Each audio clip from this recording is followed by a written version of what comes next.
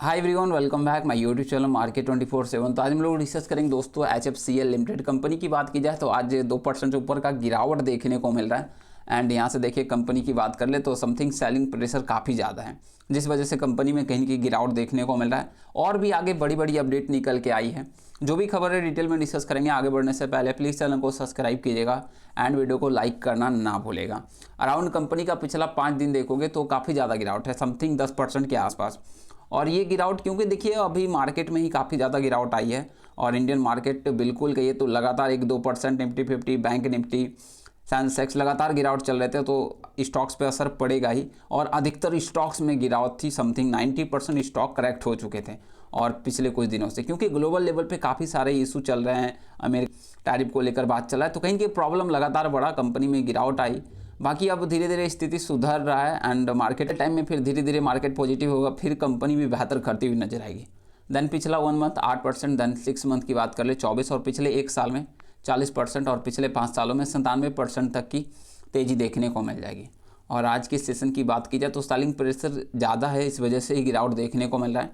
Trade information 66 lakh, volume trade value 40 crore, market cap देखे तो 93,010 करोड़ के आसपास और डिलीवरी 58%, जो कि कह सकते हैं ओवरऑल ठीक ठाक आंकड़े निकल के आ रहे हैं, काफ़ी बेहतर आंकड़े देखने को मिल रहे हैं।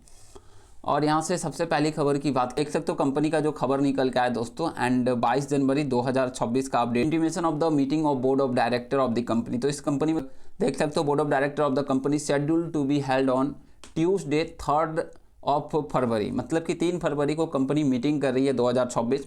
और इस पर अपडेट क्या रहेगा तो unaudited financial result for the company for quarter 3 and 9 month ended 31 December 2025। तो कंपनी यहाँ पे रिजल्ट जारी करेगी क्वार्टर 3 के, बस इतना ही है।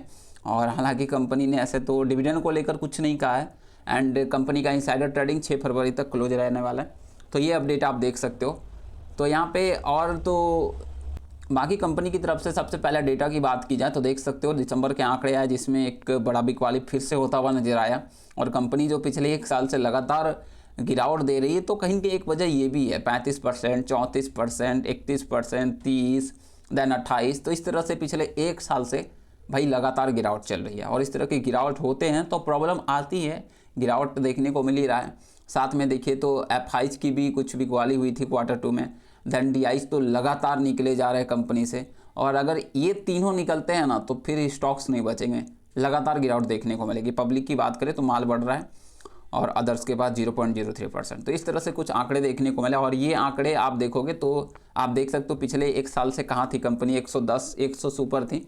अब जाके देखिए कंपनी कहाँ 60 के आसपास आ चुकी है, तो समथिंग 50% तक डाउन चला गया है।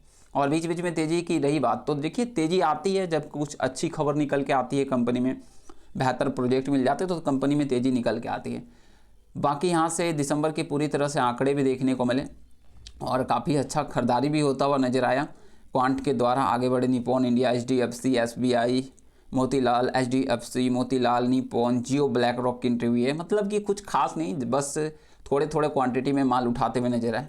ये नहीं कि करोड़ों शेयर खरीदा गया म्यूचुअल फंड में, ऐसी बात नहीं है, खरीदारी हुई है। फिर भी इस तरह के जब खरीदारी होते हैं पॉजिटिव अपडेट निकल के आता है कि हाँ भाई खरीदारी ज़बरदस्त हो रही है, तो डरने वाली बात नहीं है।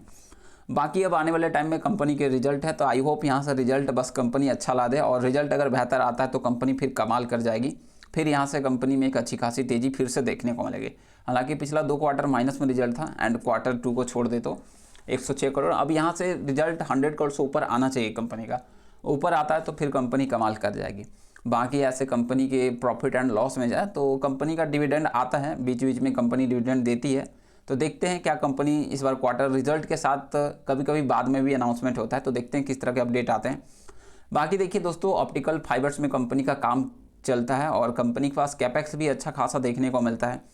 एंड यहाँ से मार्केट कैप काफ़ी अच्छा है, बट इंडस्ट्री पी से स्टॉक काफ़ी 20 टाइम्स कह सकते हैं ऊपर है, जो कि नहीं होना चाहिए था। वैल्यूएशन काफ़ी ज़्यादा अभी भी आया है।